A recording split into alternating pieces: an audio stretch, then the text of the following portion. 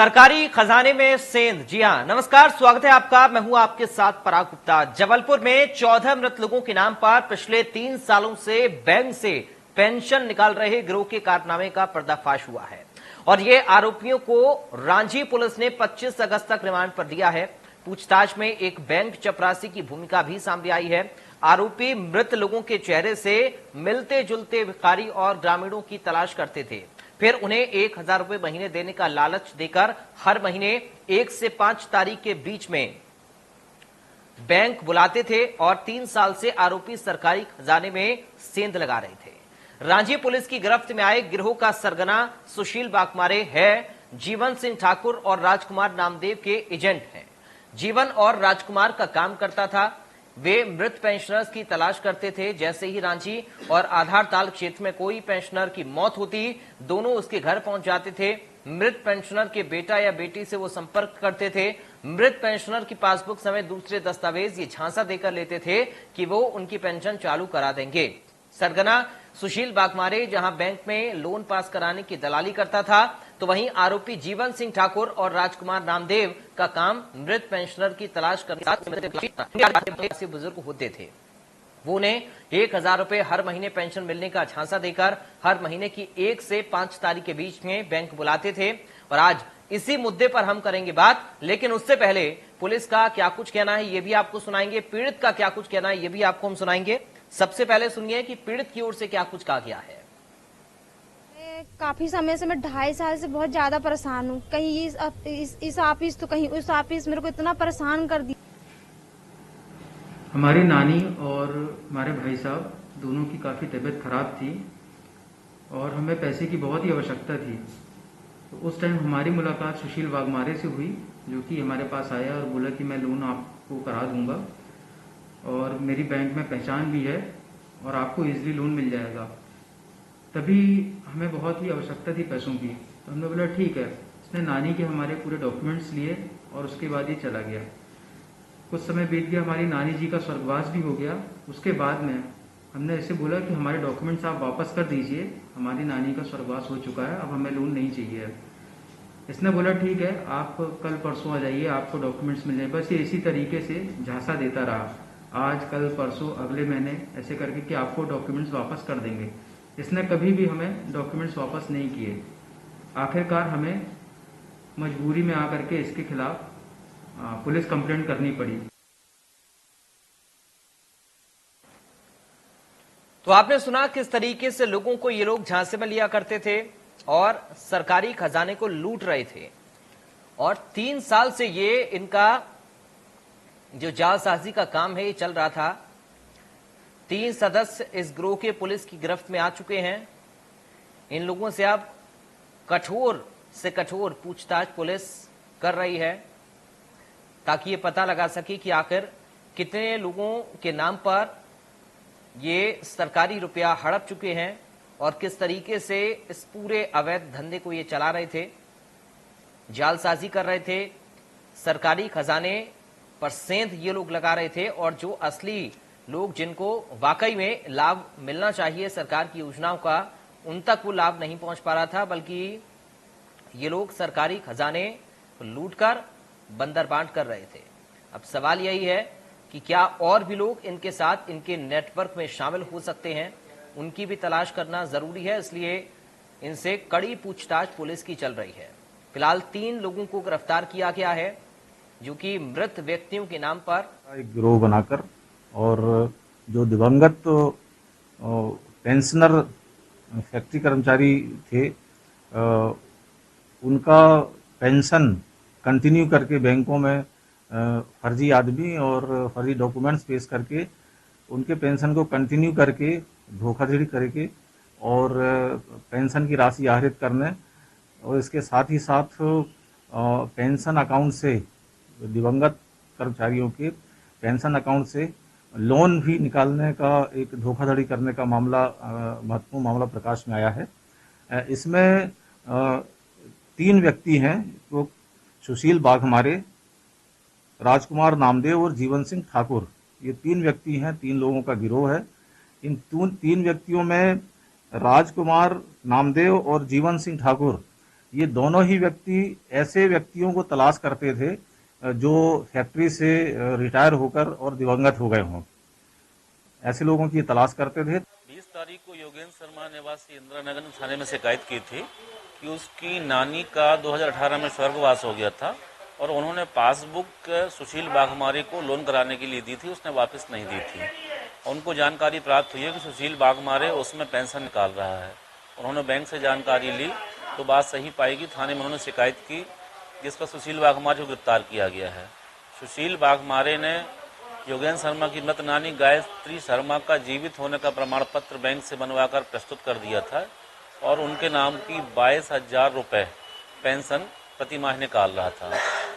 उसका साथी जीवन सिंह है, वो एक मिलती जुलती शकल की महिला को लेके आया था और बैंक में खड़ा करके उसने बैंक वालों को भी धोखा देकर जीवित होने का प्रमाण पत्र बनवा लिया था। आपने पीड़ित का बयान भी सुना और पुलिस का बयान भी सुना कि आखिर कैसे ये पूरा गिरोह इस घटना को अंजाम दे रहा था, सरकारी जो खजाना है उसको लूट रहा था और जिन लोगों को असल में पेंशन मिलनी चाहिए, जिन लोगों को लाभ मिलना चाहिए, उन तक लाभ नहीं पहुंच पा रहा था। हमारे साथ कुछ खास मेहमान जुड़ गए, सीधा आपका परिचय करा दूं, उसके बाद इसी मुद्दे पर आज हम चर्चा करेंगे। हमारे साथ रिटायर्ड पुलिस अधिकारी हैं अखिल वर्मा। अखिल वर्मा जी, आपका स्वागत है इंडिया न्यूज में। साथ ही योगेश शर्मा हैं जो कि शिकायतकर्ता हैं। योगेश शर्मा जी, आपका स्वागत है इंडिया न्यूज में। सबसे पहले योगेश शर्मा जी, आप ही से इस पूरे मामले को मैं समझना चाहूंगा। आपने शिकायत की है, क्या कुछ आपने अपनी शिकायत में लिखा है और क्या ये पूरा माजरा है? हमें हमारी नानी जी और भाई साहब की बहुत ज्यादा तबीयत खराब थी जी, जिसके चलते हम लोगों को लोन की आवश्यकता थी, पैसों की बहुत आवश्यकता थी क्योंकि हमें हॉस्पिटल का बिल भी चुकाना था। और इसी के चलते हमारी मुलाकात सुशील वाघमारे से हुई थी। वो हमारे पास आया और बोला कि हम आपको लोन करवा देंगे, हमें पैसों की बहुत ही आवश्यकता है। उन्होंने ठीक है, आप करवा दीजिए। उसके बाद इन्होंने हमसे डॉक्यूमेंट्स मांगे तो हमने डॉक्यूमेंट्स भी दिए अपनी नानी के। तब हमारी नानी जी जीवित थी। उसके बाद ने लोन नहीं कराया और काफी समय हो गया, हमारी नानी जी का स्वर्गवास भी हो गया। उसके बाद हमने इससे फिर बोला कि हमारी नानी जी का स्वर्गवास हो चुका है, अब हमारे डॉक्यूमेंट्स आप वापस कर दीजिए। तो ये बस टाल मटोल करता रहा कि कल ले लीजिए, फिर फोन लगाते थे तो बोले कि अब मैं यहाँ नहीं हूँ, बाहर हूँ, आप अगले महीने आइए, परसों ले लीजिए। ऐसे करते करते इसने काफी टाइम वेस्ट किया। अंततः हमें जब बहुत ज्यादा हम परेशान हो गए तो हमने फिर पुलिस का सहारा लिया, पुलिस से मदद मांगी और इसके खिलाफ हमने FIR की। FIR में पाया गया कि ये हमारी नानी के नाम पर प्रति माह पेंशन भी निकालता था, जिसकी अब कार्रवाई पुलिस द्वारा की जा रही है और अब पुलिस सारी चीजें पता लगाने में जुटी हुई है। जी, ठीक है योगेश, आप बने रहिए, आगे भी आपसे हम बातचीत करेंगे। हम रुक करते हैं अखिल वर्मा जी का। अखिल वर्मा जी, ये जो पूरा गिरोह है सर, कैसे ये लोग इतने हौसले इनके बुलंद हो जाते हैं, इतने बड़े घटना को ये लोग अंजाम लगातार दे रहे हैं? 3 साल से ये पूरा खेल चल रहा था, सरकारी पैसे का दुरुपयोग ये लोग कर रहे थे, जिन लोगों को असल में लाभ मिलना चाहिए उनको तो लाभ मिल नहीं पा रहा है और ये लोग लूट रहे हैं सरकारी पैसे को।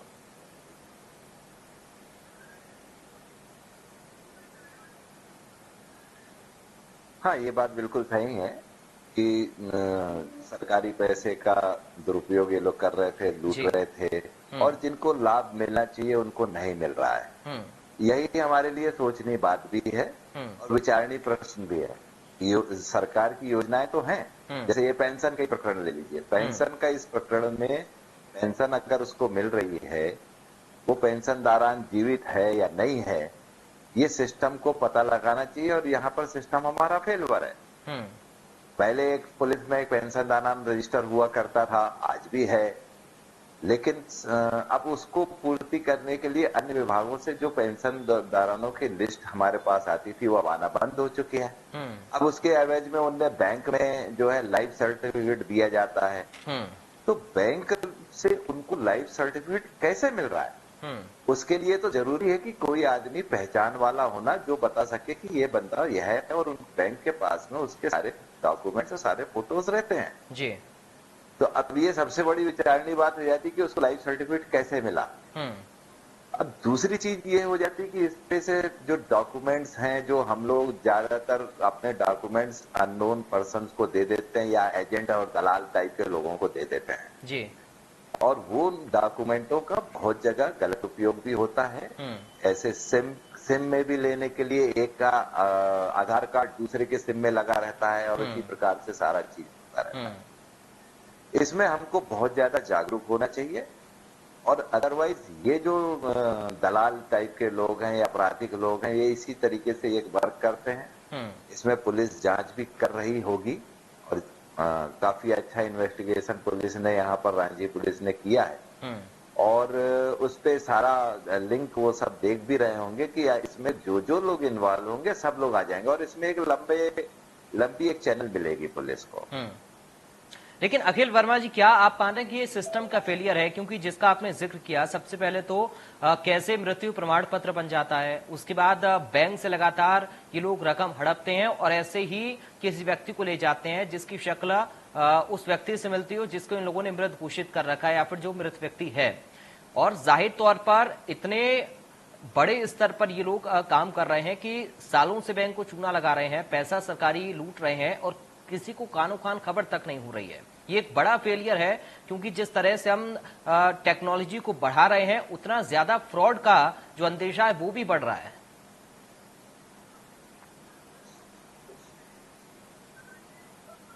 बिल्कुल बिल्कुल सही है, टेक्नोलॉजी हम बढ़ा रहे हैं, लेकिन सवाल यही है कि ये जो टेक्नोलॉजी है ये आम जन तक के नहीं पहुंच पा रही है और ये निसंदेह सरकारी फेल्योर है।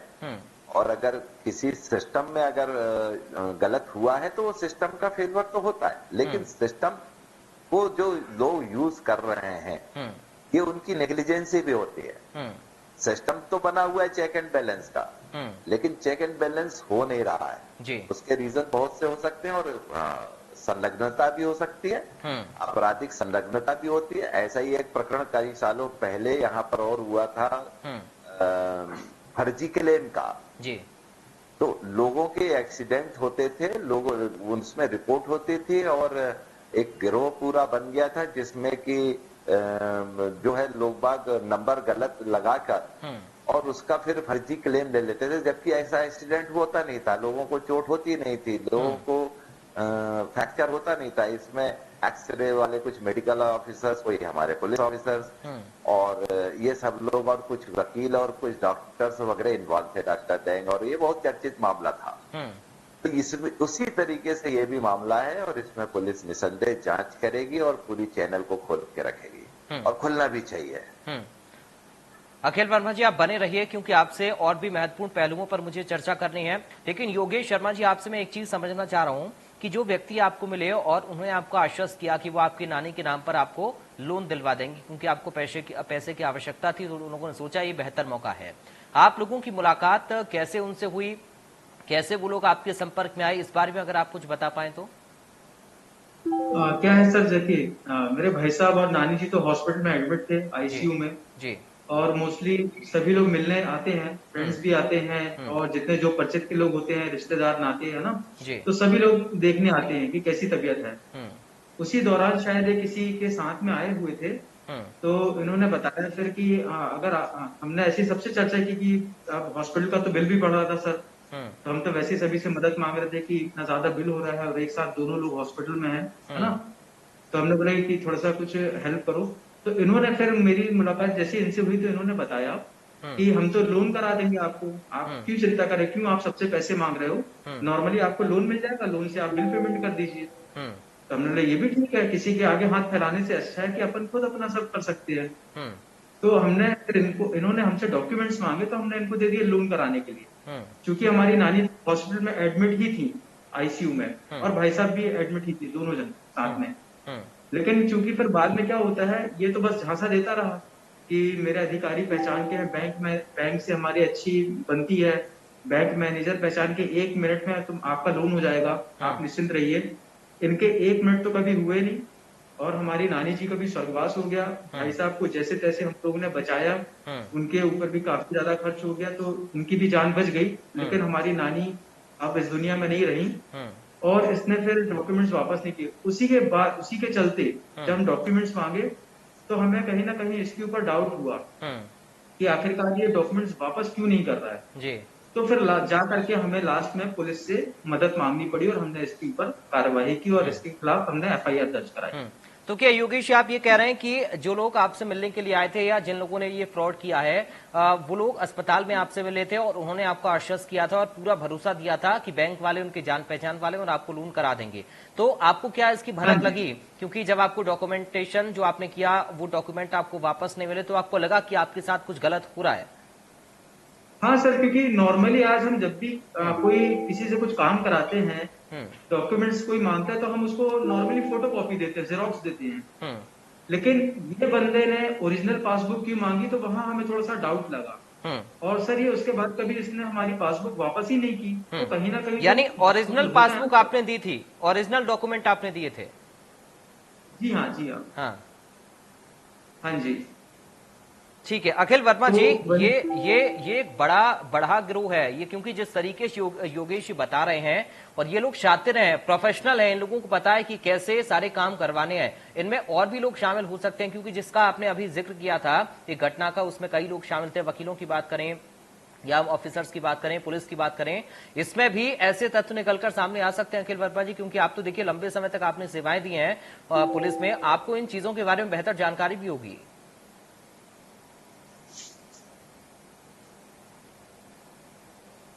निसंदेह, क्योंकि ये एक लेवल पे ये फ्रॉड्स नहीं होते हैं, और ये इस प्रकार का जो फ्रॉड करते हैं उनका एक गिरोह होता है। वो ये बात जैसा शिकायतकर्ता बता रहे हैं कि उनसे उनने कांटेक्ट किया, तो ये इसी तरीके से ग्रेडी प्रोसेस को देखते हैं, मजबूरी उठाते बिल बड़ा और बट नेचुरल है, उसमें जानना पड़ता, लेकिन ठीक है, मजबूरी में आदमी इन सब चीजों का करता है जी।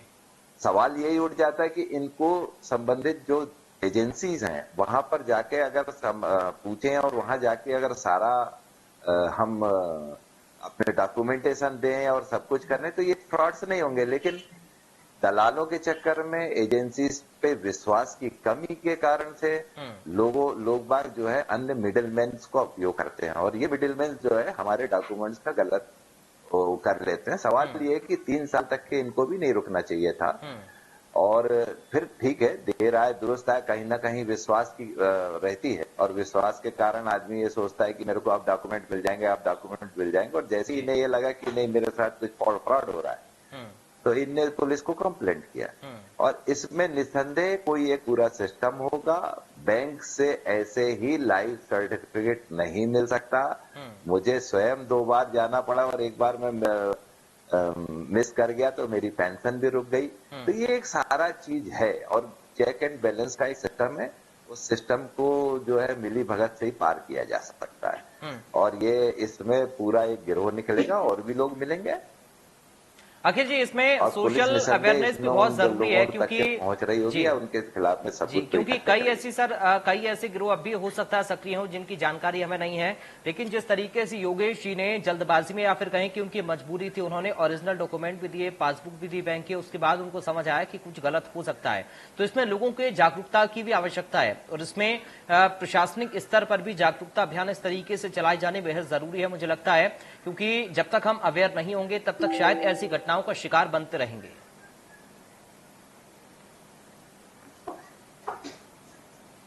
बिल्कुल सही है, अवेयरनेस हमारी भी जरूरी है, और प्रशासनिक एजेंसीज की भी जरूरी है, की भी जरूरी है। और जैसा पहले पुलिस के पास में एक रजिस्टर हुआ करता है, आज भी है जी, वो रजिस्टर क्यों है ये समझ में नहीं आता कि पेंशनदारान एक रजिस्टर है जिसमें कि सारे थाना क्षेत्र के पेंशनदारानों का नाम होता था, और उसको चेक भी किया जाता था। लेकिन अब चूंकि वहां से हमारे को पेंशन ऑफिस से कोई लिस्ट नहीं मिलती, कोई पेंशनदारान जो है आके उस रजिस्टर में नाम दर्ज नहीं कराते, इसलिए उसकी चेकिंग नहीं हो पाती। लेकिन ये सिस्टम का फेलवर तो माना जा सकता है, और अगर इसमें अगर चेकिंग होती इन पेंशनदारानों का नाम थाने के पेंशनदारान रजिस्टर में दर्ज होता तो ये सिस्टम ही नहीं आ सकता, क्योंकि हम लोग हर जो है 15 दिन और महीने भर के अंदर उस पेंशनदारान को जाके चेक करते हैं पुलिस। तो कहने का मतलब सिस्टम का तो फेलवर है ही, लेकिन लोगों को जागरूक होना चाहिए कि अपने डॉक्यूमेंट्स किसी भी स्थिति में किसी को ना दें, और सामने जो संबंधित एजेंसी जिसके लोन लेने के लिए, लाइसेंस लेने के लिए, सिम लेने के लिए हम लोग देते हैं, और उन डॉक्यूमेंट्स का गलत उपयोग होता है। अखिल वर्मा जी, ये भी हम कह सकते हैं क्या कि जो प्रणाली होती है, यहाँ मैं ये भी कहना जी चाहूंगा। बोलिए बोलिए।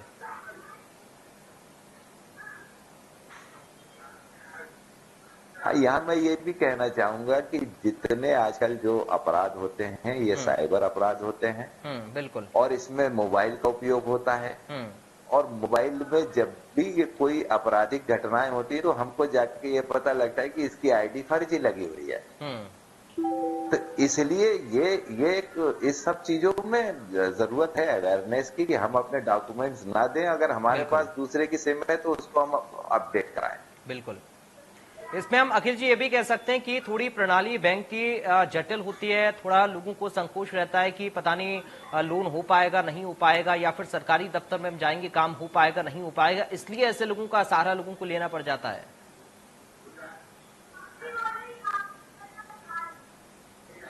बिल्कुल सही है। ये जो है ये सारी चीज जो है मिडिलमैन होते ही इसलिए है कि हमारी प्रणाली बहुत जटिल है। चाहे किसी भी सरकार पे जाए तो मिडिलमैन इसीलिए उनका अस्तित्व भी है कि शासकीय प्रणाली काफी जटिल हो जाती है, लोन बहुत जटिल हो जाता है, लोग बाग चक्कर लगा लगा के परेशान हो जाते हैं और उनका लोन होता नहीं है जी।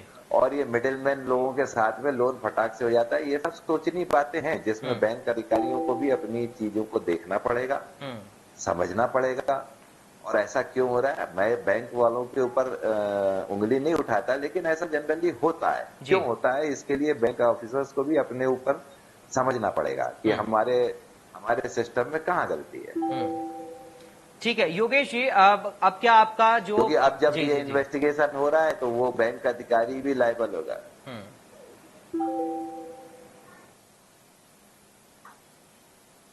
बिल्कुल। योगेश जी, क्या आपका जो ओरिजिनल डॉक्यूमेंट था वो आपको मिल चुका है, पासबुक आपको मिल चुकी है, और पुलिस से आपकी क्या कुछ बातचीत हुई है, और इन लोगों के बारे में आपको और क्या जानकारी पुलिस से लगी है? क्या और भी लोगों को इस तरीके से शिकार इन लोगों ने बनाया है, इस बात का कोई खुलासा पुलिस ने आपके सामने किया हो?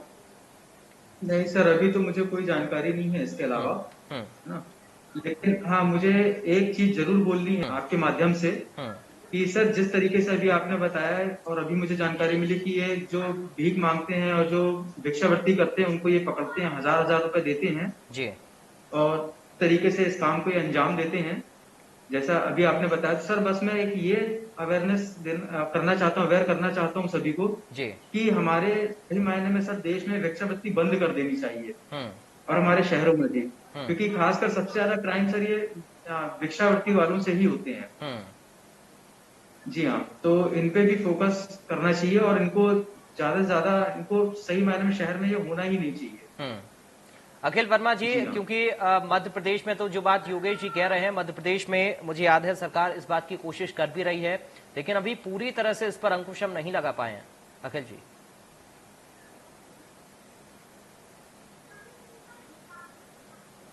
हाँ, ये बात सही है कि जो हमारे यहाँ पर काफी शेल्टर होम्स भी हैं और अन्य योजनाएं हैं जो कि इस प्रकार से जो भिखारी हैं उनको पुनर्कार वो इनकी आड़ में क्राइम कर जाते हैं और एक दूसरी जगह चूंकि इनकी कोई आइडेंटिटी नहीं होती, ये नहीं होती, इसके कारण से समस्याएं आती है। लेकिन इस उसमें संबंधित जिम्मेदार विभाग जो हैं वो कार्रवाई भी करते हैं और इनको अलग तरीके से शेल्टर रूम भी भेजा जाता है। जो बच्चे हैं उनको हम लोग बाल उसमें भेजते हैं।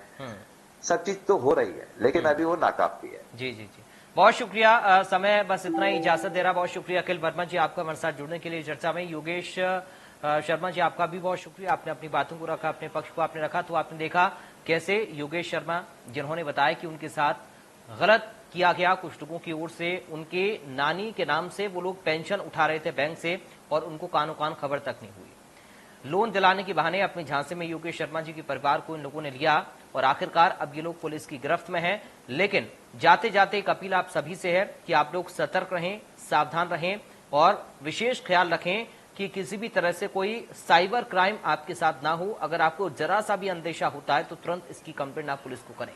फिलहाल दीजिए इजाजत, देखते रहिए इंडिया न्यूज़।